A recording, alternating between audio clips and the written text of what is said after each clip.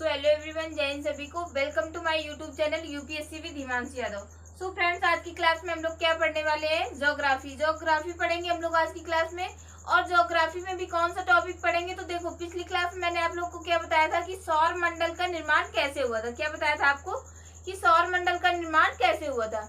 अब हम लोग इस क्लास में पढ़ेंगे सौर मंडल में जितने भी सदस्य हैं, यानी जैसे किसी का भी परिवार होता है वैसे सूर्य का भी परिवार है। जैसे आप लोग का परिवार होता है, आपके मम्मी पापा होंगे, उनके परिवार में आप लोग आते हो, तो जो सूर्य है उसका भी परिवार है। तो सूर्य के जितने भी सदस्य हैं उनके बारे में एक एक करके पढ़ेंगे। अब जैसे आपकी फैमिली के बारे में कोई पढ़े तो सबसे पहले आपके मम्मी पापा के बारे में पढ़ेगा, फिर आपके भाई बहन छोटे बड़े जो भी होंगे उनके बारे में पढ़ेगा।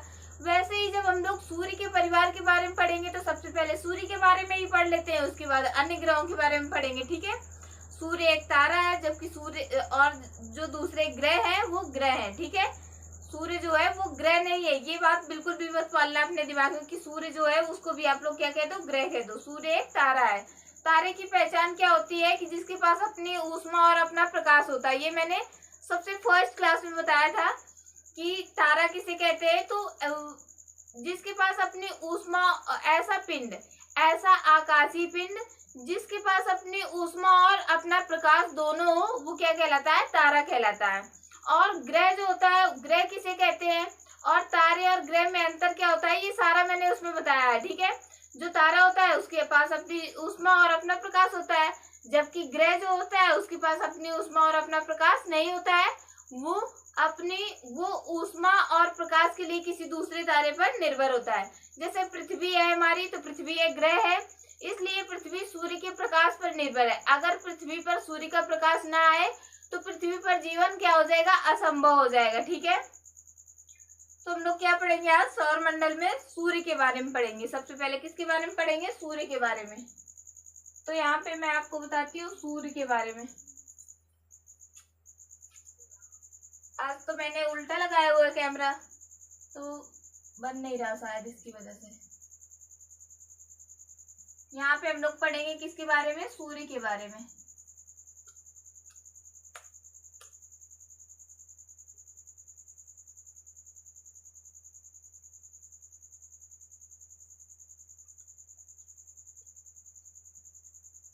किसके बारे में पढ़ेंगे? तो सूर्य के बारे में पढ़ेंगे। ठीक है, इसको पता नहीं क्या हो जाता है, मार्कर चलता ही नहीं।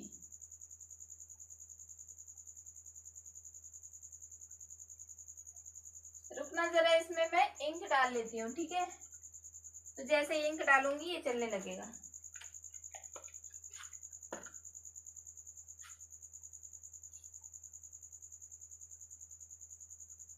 तब तक आप लोग के लिए एक क्वेश्चन है, आप लोग उसको कमेंट करना। अगर आप लोगों ने मेरे से क्लास करी होगी तो आप लोग उसको कमेंट कर ले जाओगे। ठीक है, क्वेश्चन क्या है कि सुपर क्लस्टर किसे कहते हैं? बिल्कुल इजी सा क्वेश्चन है, जिस बच्चे ने पढ़ा होगा मेरे से वो कमेंट करेगा। ठीक है, तुरंत बता लेगा वो। आप लोग बताइए कि सुपर क्लस्टर किसे कहते हैं, उसके बाद मैं इसका आंसर बता के पढ़ाने लगूंगी।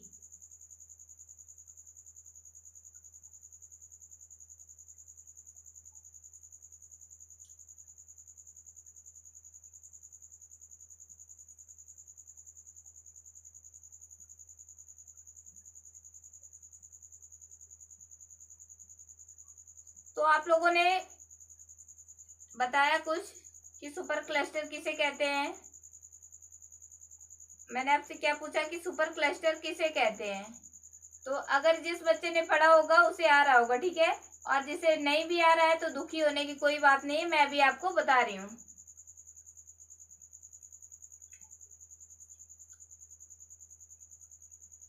अब इस पे इंक पड़ गई, अब ये सही से काम करेगा। ठीक है, तो सुपर, क्या मैंने क्वेश्चन पूछा कि सुपर क्लस्टर किसे कहते हैं। तो सुपर क्लस्टर, 3 आकाश गंगाओं के समूह को सुपर क्लस्टर कहते हैं। ये मैंने पिछली वीडियो में बता रखा है। ठीक है, इसलिए मैंने आपसे पूछा। तो 3 आकाश गंगाओं के समूह को क्या कहते हैं? सुपर क्लस्टर कहते हैं। ठीक है, 3 आकाश गंगाओं के समूह को सुपर क्लस्टर कहते हैं। उसके बाद हम लोग को किसके बारे में पढ़ना है? सूर्य के बारे में। आज सूर्य के बारे में हम लोग को पढ़ना है, स्टार्ट करना है। किसके बारे में? तो सूर्य के बारे में। ये क्या है? सूर्य।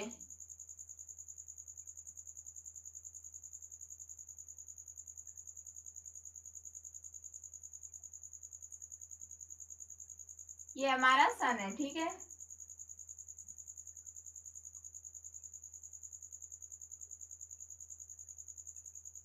ये हो गया हमारा सन, ठीक है।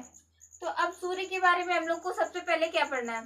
देखो सूर्य जो है वो सौर मंडल का एक जो है मेन सदस्य है। क्या है? मेन सदस्य है। जैसे हम लोग के परिवार में क्या होता है, हम लोग की फैमिली में होता है मम्मी पापा मेन सदस्य होते हैं, ऐसे ही सौर मंडल का मेन सदस्य कौन है? तो सूर्य है।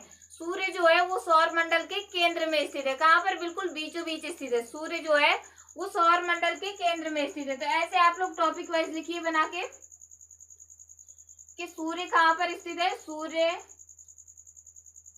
सौर मंडल के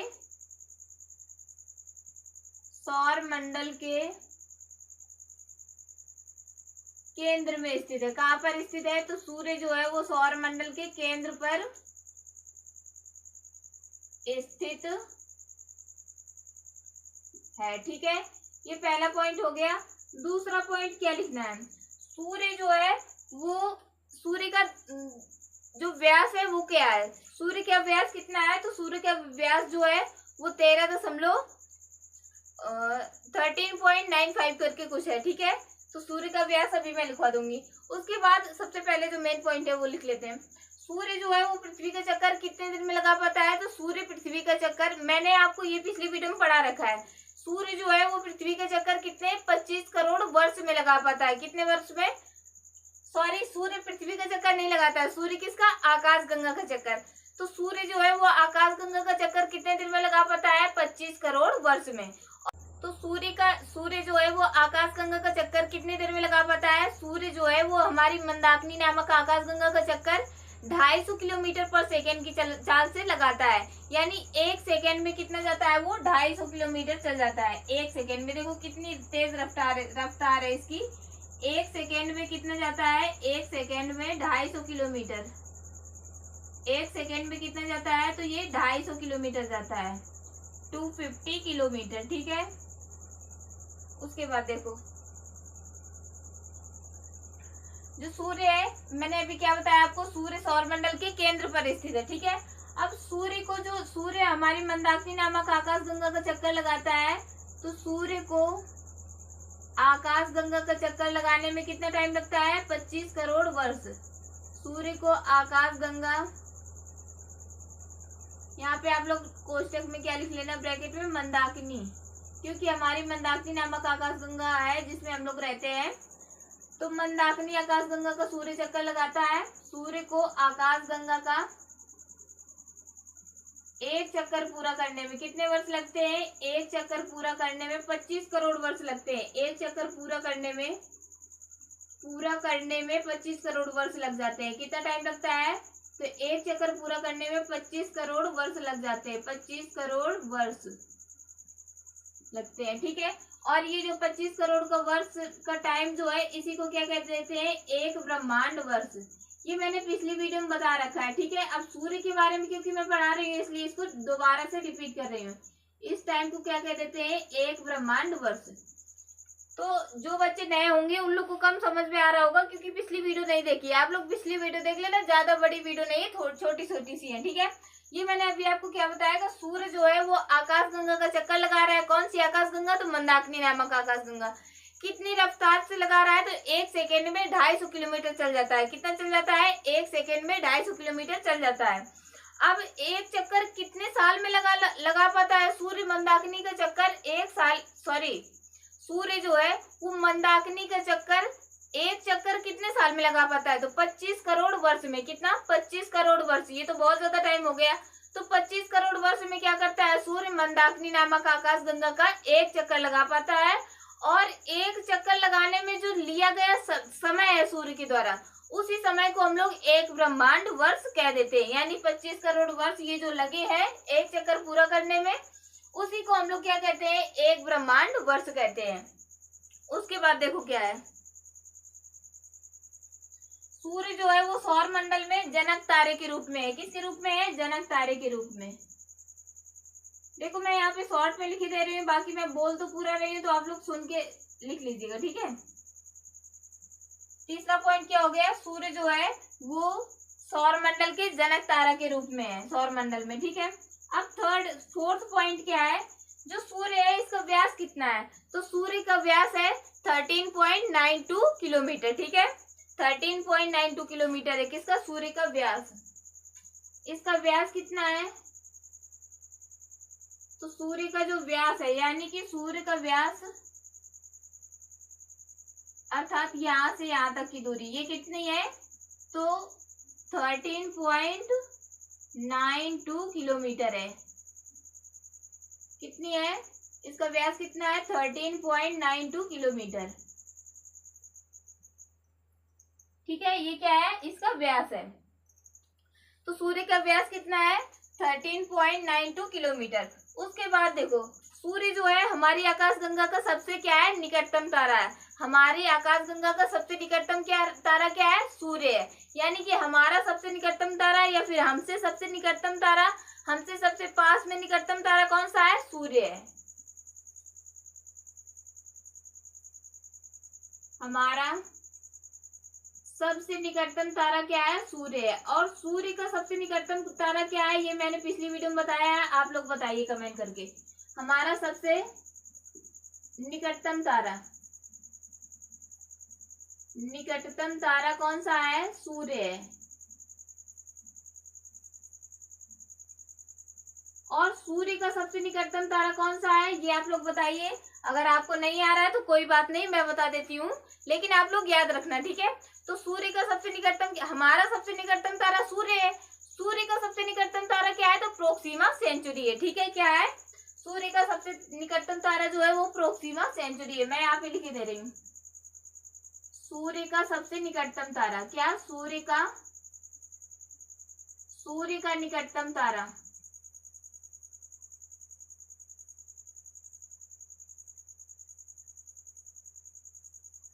कौन सा है, तो प्रोक्सिमा सेंचुरी है। कौन सा, प्रोक्सिमा सेंचुरी।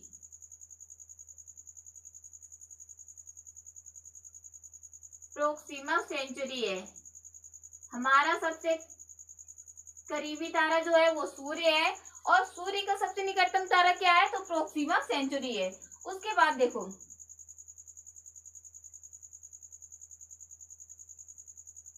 जो सूर्य है वो हमारी आकाशगंगा से कितनी दूरी पर है, तो 26,000 प्रकाश वर्ष की दूरी पर है। कितनी दूरी पर है सूर्य।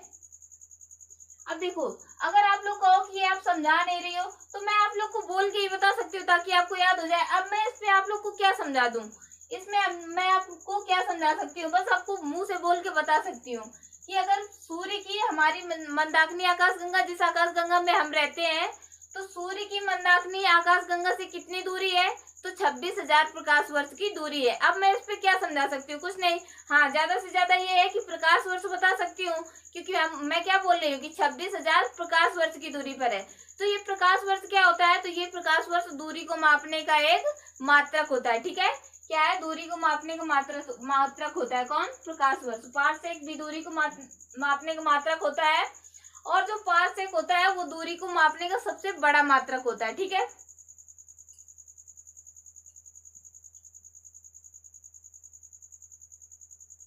सूर्य की मंदाकिनी से दूरी कितनी है, 26,000 प्रकाश वर्ष दूर। ये वन लाइनर क्वेश्चन में आ जाता है। ठीक है, इसको आप लोग याद रखना। मंदाकिनी आकाशगंगा से दूरी,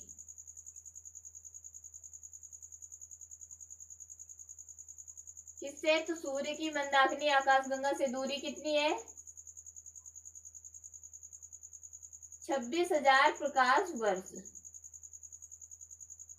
26,000 प्रकाश वर्ष है। ठीक है, प्रकाश वर्ष क्या है यहाँ पर, तो प्रकाश वर्ष जो है वो दूरी का मात्रक है, इससे दूरी को मापा जाता है। ठीक है, प्रकाश वर्ष क्या है, तो दूरी का मात्रक है, दूरी का क्या है, मात्रक है।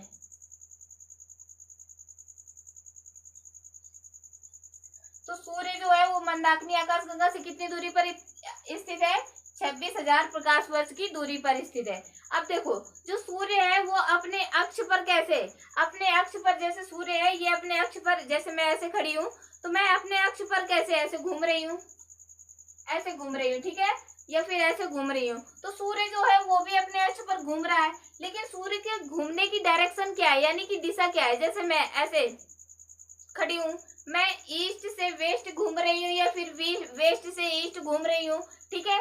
तो दो डायरेक्शन हो गई, ये तो ईस्ट से वेस्ट घूमेगा या तो वेस्ट से ईस्ट घूमेगा, ठीक है। तो सूर्य जो है वो कैसे घूम रहा है, पूरब से पश्चिम की ओर घूम रहा है। सूर्य जो है वो अपने अक्ष पर कैसे घूर्णन करता है, तो पूरब से पश्चिम की ओर। सूर्य अपने अक्ष पर, कहां से, अपने अक्ष पर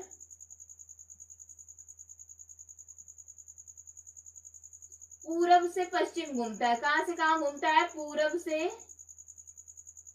पश्चिम की ओर घूमता है, ठीक है। ये आप लोग इसमें एक ट्रिक याद रखना, मैं बता रही हूँ अभी। पूरब से पश्चिम की ओर घूमता है।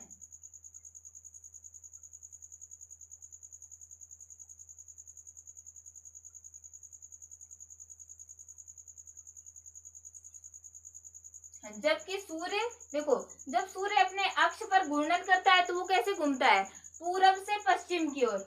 लेकिन जब सूर्य आकाश गंगा का चक्कर लगाता है तब कैसे चक्कर लगाता है, वो पश्चिम से पूरब की ओर, बिल्कुल उल्टा होता है, ठीक है। वो कैसा होता है, पश्चिम से पूरब की ओर होता है, जबकि अपने अक्ष पर पूरब से पश्चिम लगाता है। पूरब से कैसे लगाता है, पश्चिम, यानी कि ये पूरब से पश्चिम लगाता है। और जब ये देखो, जब ये खुद अपनी जगह पर घूमेगा तो कैसे घूमेगा, पूरब से पश्चिम घूमेगा। लेकिन जब ये आकाश गंगा का चक्कर लगाएगा तो ये उल्टा घूमता है, पश्चिम से पूरब घूमता है, ठीक है। फिर तो इसको आप लोग स्क्रीनशॉट कर लीजिए, मैं साइड हो जाती हूँ, उसके बाद मैं बताती हूँ आपको, ठीक है, जो आगे का है।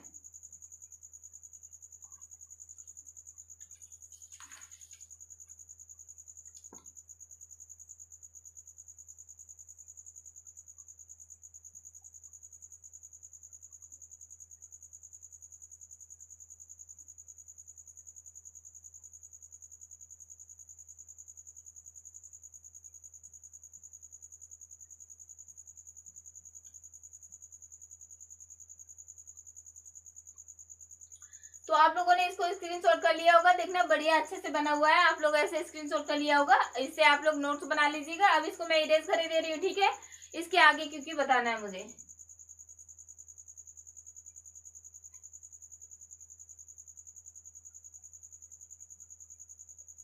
ये हो गया इरेज, ठीक है।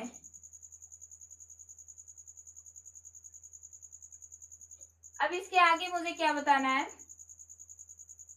सूर्य के बारे में, ठीक है। तो सूर्य जो है,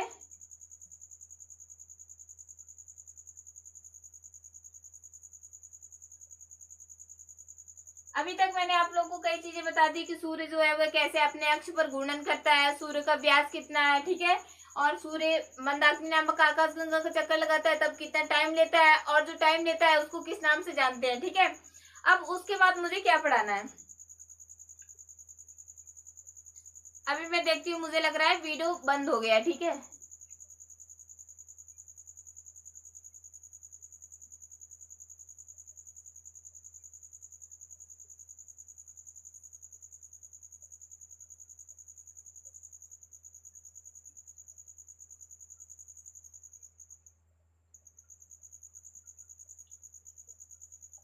तो वीडियो बन रहा है, अभी बंद नहीं हुआ, ठीक है। तो इसमें मुझे आगे बताना है। देखो, जो सूर्य का प्रकाश है वो पृथ्वी तक आने में कितना टाइम लगता है, 8 मिनट 20 सेकेंड का टाइम लेता है। सूर्य का प्रकाश पृथ्वी पर आते आते कितना टाइम ले लेता है, जब वो पृथ्वी पर पहुंचता है तो सूर्य से पृथ्वी तक आने में कितना टाइम लगता है, सूर्य का प्रकाश जो है वो सूर्य से पृथ्वी तक आने में कितना टाइम लेता है, तो 8 मिनट 20 सेकेंड। ये तो एग्जाम में इतनी बार पूछा गया है, इसका कोई हद नहीं, वन लाइनर क्वेश्चन बहुत बार बना इससे, ठीक है। और वैसे भी रैंडमली बहुत सारे लोग पूछ देते हैं, आप लोगों ने ज्यादातर सुना होगा, लोग पूछ देते हैं कि सूर्य के प्रकाश को सूर्य से पृथ्वी तक आने में कितना टाइम लगता है, तो कितना टाइम लगता है आप लोग बता लेना। आप लोग क्या बताओगे, 8 मिनट 20 सेकेंड, ठीक है। तो सूर्य जो है, सूर्य का प्रकाश, क्या, सूर्य का प्रकाश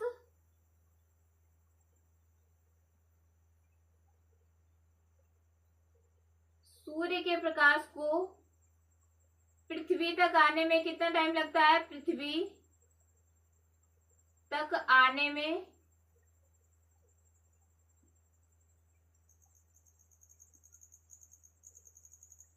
8 मिनट, कितना 8 मिनट 20 सेकेंड लगता है। कितना टाइम लगता है? 8 मिनट 20 सेकेंड लगता है।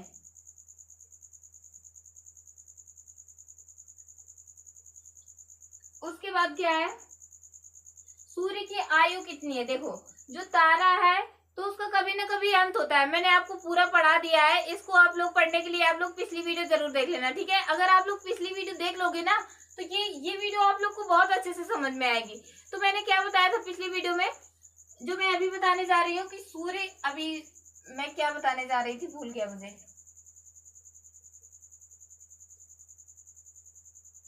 क्या बताने जा रही थी मैं? यही होता है, टॉपिक से हट जाओ तो फिर भूल, दिमाग से हट जाता है। मैंने अभी सोचा कि बता दूं ये चीज और अब गायब हो गई दिमाग से।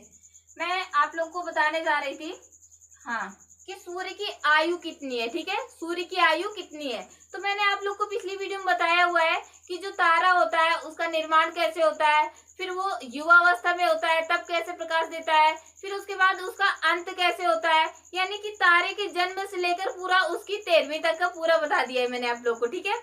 ब्लैक होल के रूप में उसका अंत होता है। कहाँ पर होता है? तो आकाशगंगा के केंद्र में होता है। आकाशगंगा के केंद्र को क्या कहते हैं? बल्ज कहते हैं।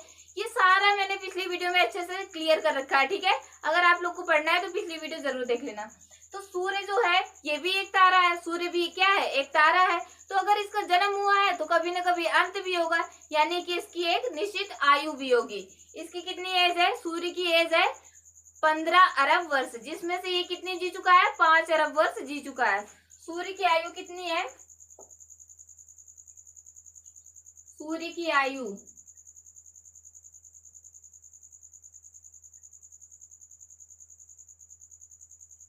15 अरब वर्ष है, 15 अरब वर्ष है, ठीक है। जिसमें से ये कितनी जी चुका है? जिसमें से सूर्य 5 अरब वर्ष जी चुका है। 5 अरब वर्ष, कहीं कहीं पर 10 अरब वर्ष भी दिया रहता है, लेकिन आयु के बारे में इतना क्वेश्चन नहीं पूछता है ज्यादा। तो सूर्य जो है उसकी आयु कितनी है? 15 अरब वर्ष है, जिसमें से सूर्य 5 अरब वर्ष जी चुका है। कितना जी चुका है? ये 5 अरब वर्ष जी चुका है, यानी कि 10 अरब वर्ष अभी और जिएगा, ठीक है। ये हो गया। सूर्य की आयु कितनी है? तो 15 अरब वर्ष है। ये जी कितना चुका है? तो 5 अरब वर्ष जी चुका है। अभी कितना बची है इसकी आयु? तो 10 अरब वर्ष बची है। अब उसके बाद देखो, जब सूर्य के अंदर, यहाँ पर देखो, अब यहाँ पे मैं चित्र में आपको समझाती हूँ। ये आप लोगों ने नोट कर लिया होगा, इसका व्यास कितना है? 13.92 किलोमीटर है, ठीक है। अब मैं इसमें आपको बताती हूँ, ये हमारा क्या है? सूर्य है, ठीक है। ये क्या है? सूर्य है।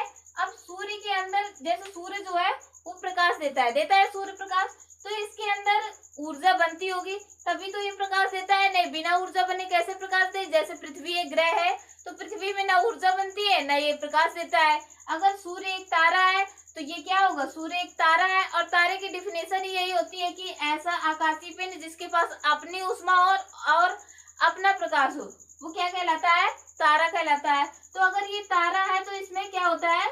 इसमें अंदर इसके ईंधन होता है, और ईंधन किस अवस्था में रहता है? तो प्लाज्मा अवस्था में रहता है। सूर्य के अंदर जो ईंधन होता है, सूर्य के अंदर, सूर्य में ईंधन जो होता है वो किस अवस्था में पाया जाता है? प्लाज्मा अवस्था में। किस अवस्था में पाया जाता है? तो प्लाज्मा अवस्था में। सूर्य के अंदर जो ईंधन होता है वो प्लाज्मा अवस्था में पाया जाता है।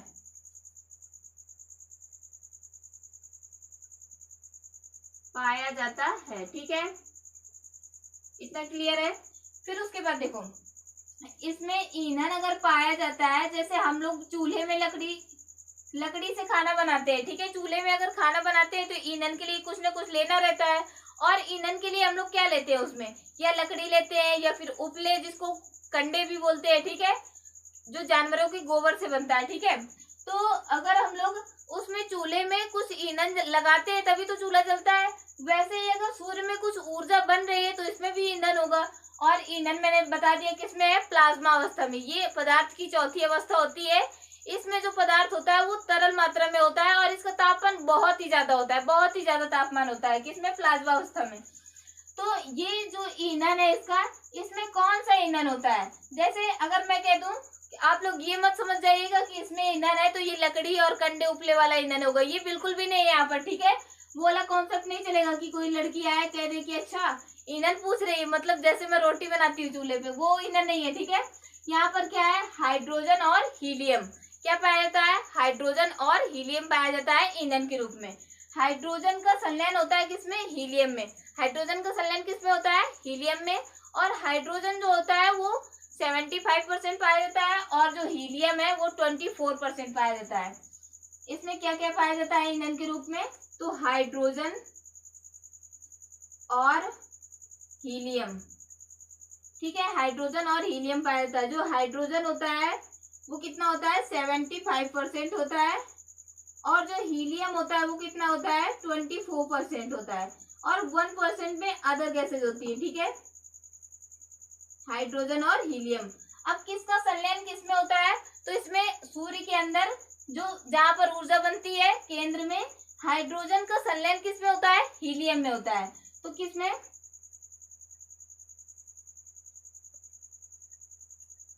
सूर्य के केंद्र में हाइड्रोजन का संलयन किसमें होता है, तो हीलियम में होता है। हाइड्रोजन का संलयन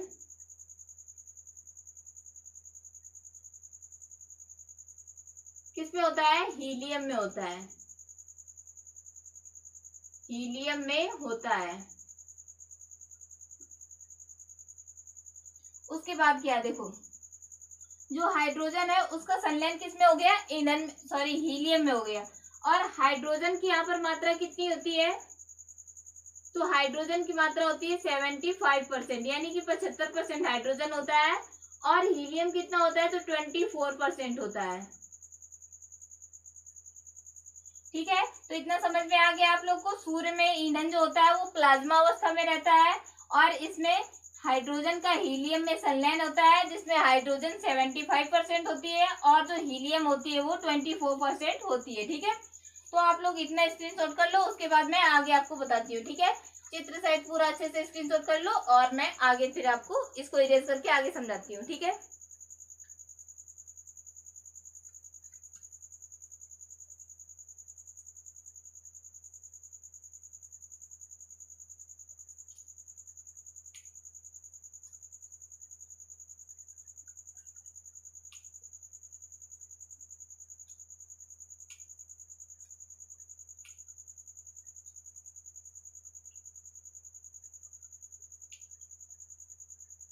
तो आप लोगों ने इसको स्क्रीनशॉट कर लिया होगा। इसके बाद मैं अगला समझाती हूँ, ठीक है। इसको मैं इरेज कर दे रही हूँ।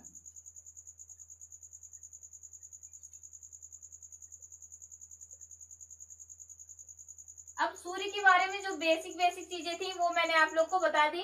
अब जो सूर्य के बारे में आगे हम लोग को पढ़ना है, अब क्या पढ़ेंगे, सूर्य की आंतरिक संरचना पढ़ेंगे, ठीक है। इसमें जो चीज समझनी है वो मैं आप लोग को अच्छे से समझा दूंगी।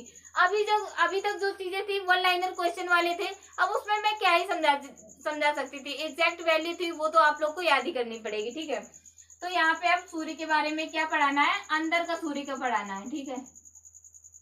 किसके बारे में, सूर्य के बारे में, ठीक है। अब यहाँ पे देखो आप लोग, जैसे मान लो ये एक सूर्य है, क्या है, सूर्य है। तो अगर मैं आप लोग को समझाने के लिए क्या करूं, इसका इतना टुकड़ा काट कर ले लूं, ठीक है, और ये गायब कर दूं, तो आप लोग को अच्छे से समझ में आएगा, बड़ा चित्र भी बन जाएगा, ठीक है। तो यहाँ पे मैं आप लोग को इतना टुकड़ा ले लेती हूँ सूर्य का। ये क्या है, सूर्य का एक टुकड़ा है।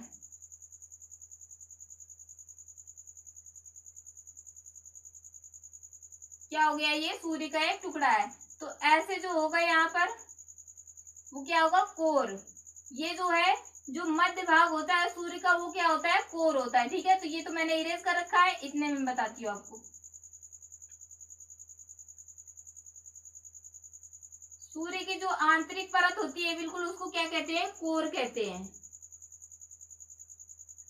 क्या होती है, सूर्य की आंतरिक परत जो होती है वो होती है कोर। ठीक है।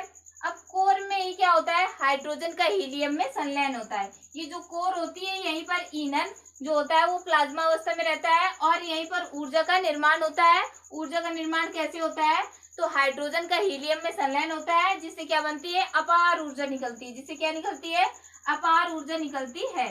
इसमें हाइड्रोजन का हीलियम में संलयन होता है। किसका, हाइड्रोजन का हीलियम में संलयन।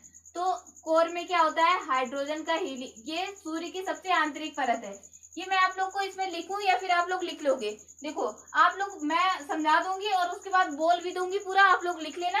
और मैं यहाँ पे शॉर्ट में लिख भी दूंगी और यहाँ पे आप लोग को चित्र में ऐसे समझा देती हूँ, क्योंकि अगर आपको समझ में आ जाएगा तो आप थ्योरी तो अपने आप भी लिख सकते हो, लेकिन मैं आपके भरोसे नहीं छोड़ूंगी, मुझे पता है कि आप लोग कितना पढ़ने वाले हो। ठीक है, तो मैं यहीं पे लिखवा दूंगी। ठीक, तो कोर क्या है, कोर में क्या होता है, हाइड्रोजन का ये सूर्य की सबसे आंतरिक परत है। ये है, आप लोग भी लिखिए, यह सूर्य की सबसे क्या है, सूर्य की सबसे आंतरिक परत है। ये सूर्य की सबसे क्या है, आंतरिक परत है। ठीक है, दूसरा इसमें पॉइंट क्या लिखना है, जो कोर है इसी में क्या होता है, हाइड्रोजन का हीलियम में संलयन होता है। हाइड्रोजन का किसमें, हीलियम में संलयन होता है।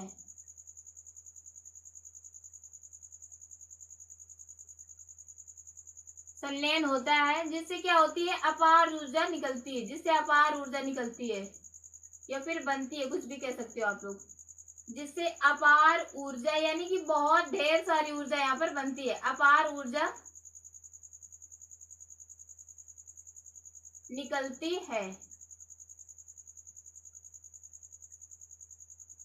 ठीक है, और जो कोर होता है, अगर यहाँ पर देखो आप लोग, अगर यहाँ पर हाइड्रोजन का हीलियम में संलयन हो रहा है और यहाँ पर जो ईंधन है ये प्लाज्मा अवस्था में पाया जा रहा है, तो यहाँ पर बहुत अधिक टेम्परेचर होगा। इधर कोर का टेम्परेचर कितना होता है, 15 मिलियन डिग्री सेल्सियस होता है, 15 मिलियन डिग्री सेल्सियस होता है। तो कोर का जो टेम्परेचर होता है, इसका तापमान जो होता है, कोर का तापमान किसका होता है, कितना होता है, तो 15 मिलियन डिग्री सेल्सियस होता है, 15 मिलियन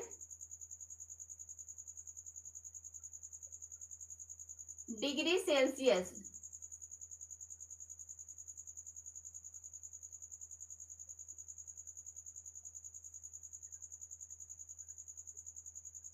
ठीक है, तो 15 मिलियन डिग्री सेल्सियस इसका तापमान होता है।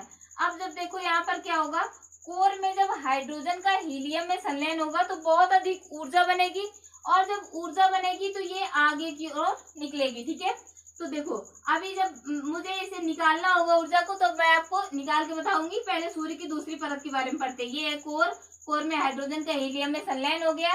कोर का तापमान 15 मिलियन डिग्री सेल्सियस होता है। इसमें ईंधन जो होता है वो प्लाज्मा अवस्था में रहता है। हाइड्रोजन की मात्रा 75% होती है, हीलियम की मात्रा 24% होती है, अन्य 1% में अन्य गैसें होती हैं। उसके बाद दूसरा क्या है, दूसरे इसको क्या कहते हैं, दूसरी परत जो है इसको रेडिएटिव जोन कहते हैं। क्या कहते हैं, तो रेडिएटिव जोन। क्या ये रेडिएटिव जोन है, तो इसको हम लोग क्या कहते हैं, रेडिएटिव जोन कहते हैं। अब जो इसमें जैसे इसमें कोर में क्या हुआ, संलयन हुआ, तो जैसे ही कोर में संलयन होता है तो यहाँ से क्या, बहुत सारी विद्युत चुंबकीय किरणें निकलती है। क्या निकलती है, विद्युत चुंबकीय किरणें निकलती है। कहाँ से, यहाँ से, जिनमें से कौन कौन सी, एक्स रे,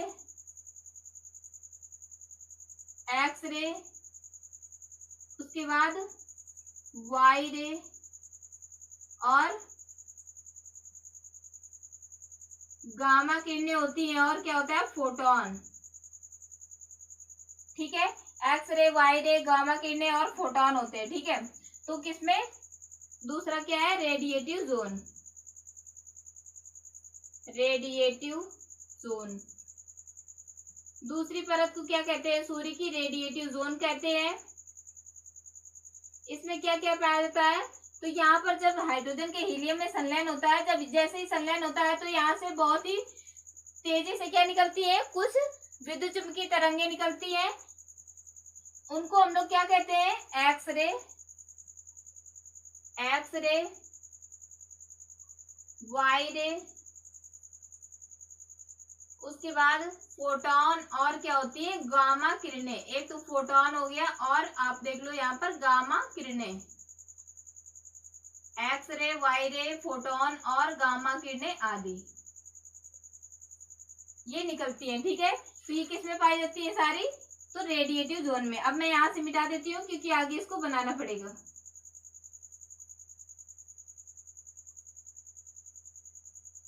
अब उसके बाद ये जो तीसरी परत होती है ये कौन सी होती है, कॉन्वेक्टिव जोन। क्या है ये, कॉन्वेक्टिव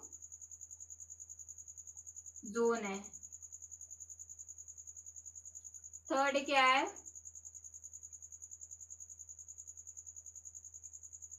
तो कॉन्वेक्टिव जोन है। क्या है ये, कॉन्वेक्टिव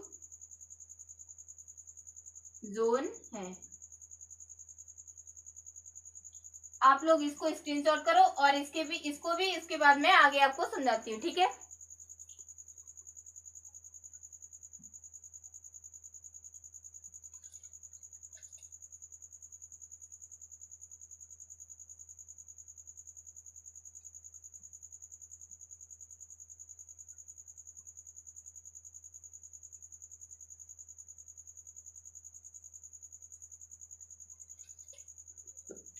तो आप लोगों ने स्क्रीनशॉट कर लिया होगा, इसके बाद मुझे बताना है। तो कॉन्वेक्टिव जोन में मैंने आपको क्या बताया, ये जो सूर्य की बाहरी परत होती है वो क्या होती है, कॉन्वेक्टिव जोन। आंतरिक परत क्या होती है, बिल्कुल बीच की, तो कोर होती है। फिर उसके बाद रेडिएटिव जोन होती है। फिर उसके बाद क्या होती है, कॉन्वेक्टिव जोन। तो इसमें कॉन्वेक्टिव जोन में क्या होता है, हाइड्रोजन के बने सेल पाए जाते हैं। क्या पाए जाते हैं, कॉन्वेक्टिव जोन में हाइड्रोजन के बने सेल पाए जाते हैं। कॉन्वेक्टिव जोन में हाइड्रोजन के बने क्या पाए जाते हैं, तो सेल पाए जाते हैं, सेल।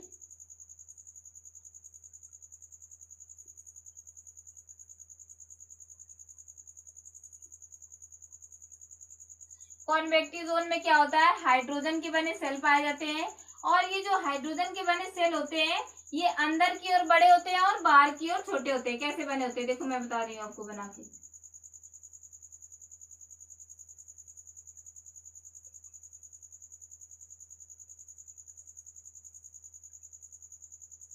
ये कैसे होते हैं, अंदर की ओर जैसे आप लोग जाओगे तो अंदर की ओर ये बड़े होते हैं। ऐसे ही बना डालो अब सारा।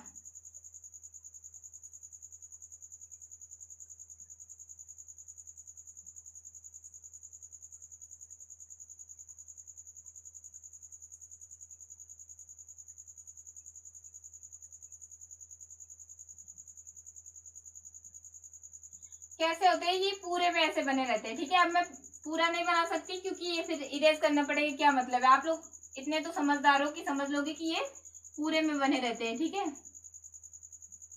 बीच बीच में ये थोड़ी सी जगह होती है, स्पेस होता है इसमें। ये देखो, इसको बिल्कुल भी अंडर एस्टिमेट मत करना। ये जो हाइड्रोजन के बने सेल, ये जो मैंने अभी बताया कि ये अंदर की ओर बड़े होते हैं, तो ये यूपीएससी में क्वेश्चन पूछा जा चुका है।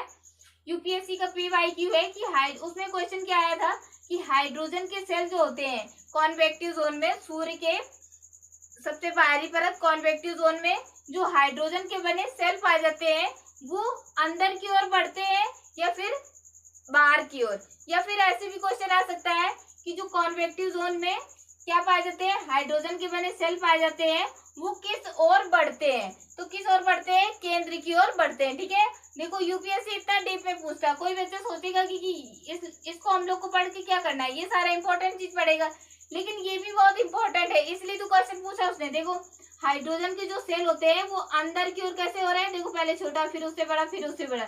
जो कॉन्वेक्टिव जोन में हाइड्रोजन के बने सेल पाए जाते हैं ये केंद्र की ओर बढ़ते जाते हैं। क्या करते हैं, केंद्र की ओर बढ़ते जाते हैं। ठीक है, अब देखो यहाँ पे जो हाइड्रोजन का हीलियम में जब संलयन होता है ना, इसको मैं यहाँ पे लिख देती हूँ रेडिएटिव जोन को।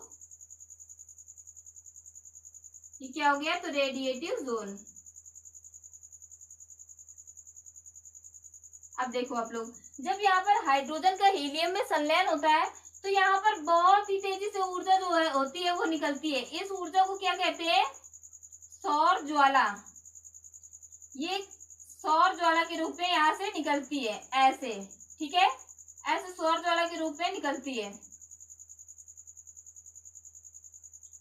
तो इसके बारे में, ये जो सौर ज्वाला है, ये जो ऊर्जा निकलती है, इसको क्या कहते हैं? सौर ज्वाला, सोलर फ्लेम। क्या लिख रही हूं मैं अभी? क्या है? सौर ज्वाला, यानी कि सोलर फ्लेम, सौर ज्वाला होता है, ठीक है। तो ये सौर ज्वाला के बारे में हम लोग कल की वीडियो में पढ़ेंगे। जो अगली क्लास होगी वो सौर ज्वाला के यहाँ से मैं आप लोग को बताऊंगी कि कोर से क्या निकलती है।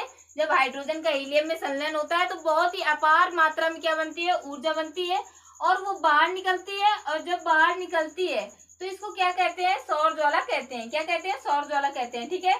तो जो सौर ज्वाला होती है वो बाहर निकलती है, तो एक तो नहीं निकलती होगी, हर समय निकलती ही रहती होगी, क्योंकि इसमें तो ईंधन हमेशा बनता रहता है सूर्य में। ऐसा तो नहीं कुछ देर के लिए थक जाए तो बैठ जाए, जैसे हम लोग 1 घंटे पढ़ते हैं उसके बाद तुरंत थक जाते हैं। ये तो पानी की बोतल उठाएंगे या फिर लाइब्रेरी में जाके सो जाएंगे, ठीक है। लेकिन इसमें क्या होता है, जैसे हमारा हृदय जो होता है वो कभी नहीं रुकता है, और अगर एक बार रुक जाता है तो उसके बाद फिर चलता भी नहीं कभी। तो जैसे एक बार ये रुक जाएगा तो उसके बाद कभी नहीं चलेगा, यानी इसकी डेथ हो जाएगी। लेकिन सूर्य, अभी तो सूर्य की आयु बहुत ज्यादा है, 15 अरब वर्ष है, 5 अरब वर्ष केवल जिया हुआ है, अभी तो 10 अरब वर्ष बाकी है।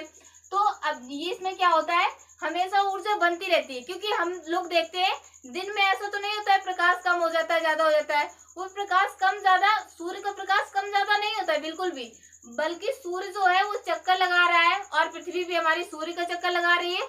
तो वो ऐसा होता है कि डायरेक्शन वगैरह में कभी पृथ्वी ऐसे आ गई, कभी ऐसे आ गई, पृथ्वी भी घूम रही है। तो पृथ्वी की घूर्णन के कारण ही क्या हो जाता है, दिन और रात होते हैं, ठीक है। तो सूर्य में ऊष्मा तो हमेशा बनती रहती है, तो ये सौर ज्वाला भी हमेशा निकलती रहती होगी।